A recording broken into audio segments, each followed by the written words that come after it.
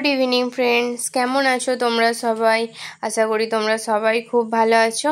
তো আজকে হচ্ছে রিয়নের আর এক রকমের নতুন এক্সপেরিমেন্ট নিয়ে চলে এলাম।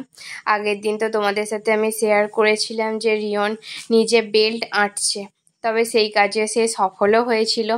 তো আজকে তার ইচ্ছে হয়েছে সে নিজে নিজে জামার বোতাম আঁটবে, স্কুলের ড্রেস। তো এই যে আশা করছি সফল হবে। সে প্রথম বোতামটা এঁটেও ফেলেছে, দ্বিতীয় বোতামটাও এঁটে ফেলেছে।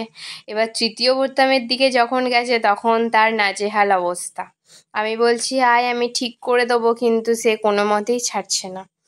তো দেখতেই পাচ্ছ রিয়নের কাজ চালিয়ে যাচ্ছে, কিন্তু ও একটু হাঁপিয়ে যাচ্ছে। তো অবশেষে যখন আর পেরে ওঠেনে একটু বিশ্রাম নিতে বসে পড়লো।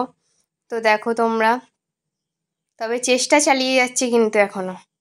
তবে অবশেষে শেষ পর্যন্ত যখন সে পেরে উঠলো না তখন এলো আমার কাছে। তো বলল যে মা, আমার জামার বোতামটা তুমি এঁটে দাও। আর স্কুলেরও দেরি হয়ে যাচ্ছিল। আমি বলছি আয় আমি করে দিচ্ছি, তবে ওর পছন্দ হবে না। তো অবশেষে রিয়নের স্কুল ড্রেস পরা কমপ্লিট। তো চলো বন্ধুরা, আজকের মতো টাটা।